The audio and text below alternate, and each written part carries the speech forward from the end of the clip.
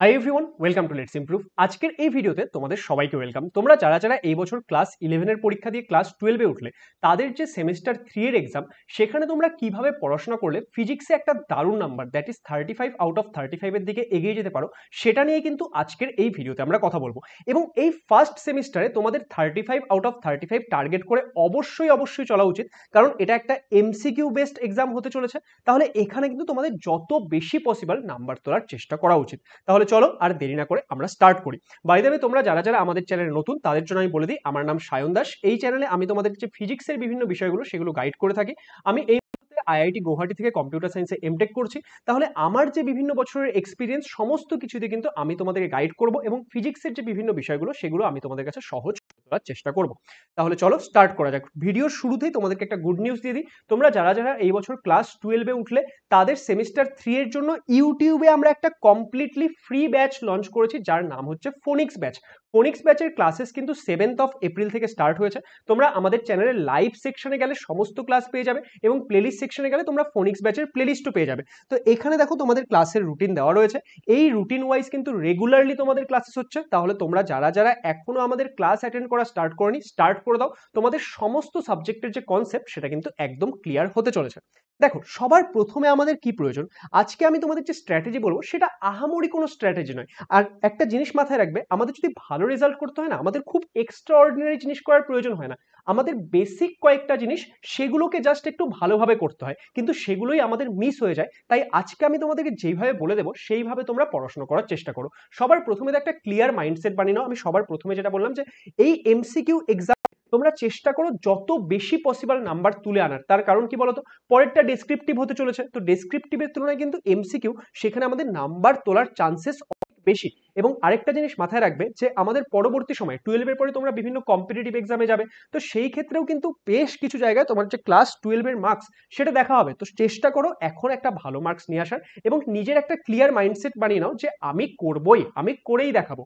Next এবার যেটা তোমাকে করতে হবে, তুমি একটা স্টাডি রুটিন তৈরি করো। দেখো, আমরা যদি র্যান্ডামলি পড়াশোনা করতে থাকি না, সেটা আমাদের খুব একটা এফেক্টিভ হয় না। সেই জন্য একটা স্টাডি রুটিন বানাও। সেই স্টাডি রুটিনের মধ্যে তুমি কি রাখবে, যে আমরা আজকে স্পেশালি ফিজিক্সের কথা বলছি, তো সেই ক্ষেত্রে তুমি রাখবে যে ফিজিক্সের থিওরি তুমি কখন পড়বে, তুমি রিভিশন কখন করবে, প্র্যাকটিস কখন করবে। তুমি একটা প্রপার রুটিন বানিয়ে নাও, যে এই টাইমে আমি ফিজিক্স পড়বো, তার মধ্যে থেকে এতটুকু টাইম আমি থিওরি পড়ার জন্য দেবো, এতটুকু আমি রিভিশন করবো, এতটুকু আমি প্র্যাকটিস করবো।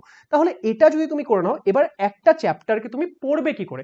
একটা চ্যাপ্টারকে পড়ার জন্য সবার প্রথমে যেটা তোমাকে করতে হবে, ওই চ্যাপ্টারের যে বেসিক কনসেপ্টগুলো, সেগুলো ক্লিয়ার করতে হবে। এবং একটা চ্যাপ্টারের কনসেপ্ট তোমার কিভাবে ক্লিয়ার হবে, এই ইউটিউব চ্যানেলে আমি ক্লাস 12 এর ম্যাক্সিমাম চ্যাপ্টার পড়িয়ে রেখেছি এবং আমাদের নতুন ফোনিক্স ব্যাচের ক্লাসেসও রেগুলারলি আসছে। তোমরা আমার ক্লাস অ্যাটেন্ড করো। তোমাদের কোনো চ্যাপ্টারের যদি কোনো রকম ডাউট থাকে, সেটা তোমরা আমাকে বলো, ঠিক আছে?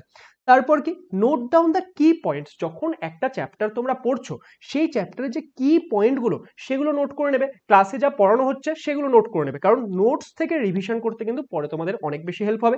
এবং যেহেতু এমসিকিউ এক্সাম, আমাদের এই কি পয়েন্টসগুলো কিন্তু ভালো ভালো করে অবশ্যই লিখে দিতে হবে এবং সেগুলো রেগুলারলি রিভিশন করতে হবে। একটা তোমরা বছরের শুরু থেকেই ফর্মুলা শিট বানাও, যেখানে তোমরা বিভিন্ন যে ফর্মুলাগুলো, সেগুলো লিখতে লিখতে চলবে। কারণ এমসিকিউতে অনেক সময় ফর্মুলা বেসড কিন্তু অনেক এমসিকিউ চলে আসে ফিজিক্সে। তাহলে সেই ফর্মুলাগুলো যদি তোমার রেগুলারলি রিভিশনে থাকে, প্র্যাকটিসে থাকে, তুমি কিন্তু এমসিকিউতে অনেক বেশি হেল্প পেতে চলেছো। তারপর কি, revise from notes and books. যে তোমার কাছে যে বইটা রয়েছে, একবার যখন আমার থেকে পড়ে নিলে, আমি ভিডিওতে পুরোটা পড়িয়ে দিলাম, তারপর সেটা পড়ে নেওয়ার পর তোমরা কিন্তু বই থেকে অবশ্যই জিনিসটাকে একবার পড়ার চেষ্টা করবে। একবার বই থেকে পড়লে পরবর্তী সময়ে যখন তুমি রিভিশন করবে, সেটা তুমি তোমার নোটস থেকে করবে। যখন, তার কারণ কি, যখন তুমি আমার থেকে পড়ছো তখন তুমি নোটস বানাচ্ছ, বইটা যখন পড়ছো তখন তুমি দেখলে কোনো একটা ইম্পর্টেন্ট পয়েন্ট, সেটা তুমি তোমার নোটসে ইনক্লুড করে নিলে। এইভাবে করে সময় কিন্তু আমরা শুধুমাত্র নোটস থেকে রিভিশন করতে করতে চলবো, কারণ সেটা আমাদের অনেক তাড়াতাড়ি হবে। এবার দেখো, তোমাদের যদি এমসিকিউতে ভালো করতে হয়, এমসিকিউতে আমাদের কিছু থিওরিটিক্যাল কোশ্চেন থাকবে, কিছু ডিরেক্ট ফর্মুলা বেসড কোশ্চেন থাকবে, আর কিছু কোশ্চেন থাকবে এমসিকিউ টাইপের, মানে নিউমেরিক্যাল টাইপের, তাই তো? তাহলে তার জন্য আমাদের কিন্তু নিউমেরিক্যাল প্র্যাকটিস করতে হবে। এবার নিউমেরিক্যাল প্র্যাকটিস কিভাবে স্টার্ট করবে? একদম ইজি কোশ্চেন দিয়ে, বাচ্চাদের কোশ্চেন দিয়ে, মানে তোমরা বাচ্চাই কিন্তু তার থেকেও বাচ্চা কোশ্চেন দিয়ে, ঠিক আছে? তো সেই ক্ষেত্রে একদম ইজি কোয়েশ্চেন দিয়ে স্টার্ট করবে এবং আস্তে আস্তে নিজের লেভেলটাকে ইনক্রিজ করবে। তো নিউমেরিক্যাল রেগুলারলি প্র্যাকটিস করতে থাকতে হবে।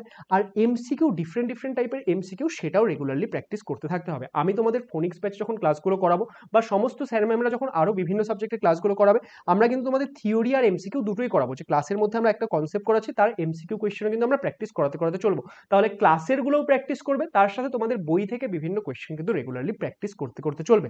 তো এইভাবে যদি তোমরা চলো, তাহলে দেখবে ফিজিক্সে তোমরা একটা ভালো স্কোর করতে পারবে।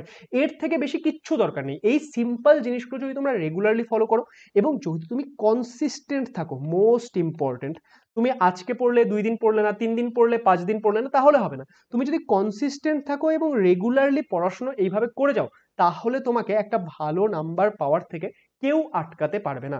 তাহলে অল দ্য বেস্ট সবাইকে। আশা করবো আজকের এই ভিডিওটা তোমাদের জন্য হেল্পফুল হবে। ভিডিওটা ভালো লাগলে সেটাকে লাইক করে দিও, বন্ধুদের সঙ্গে শেয়ার করে দিও।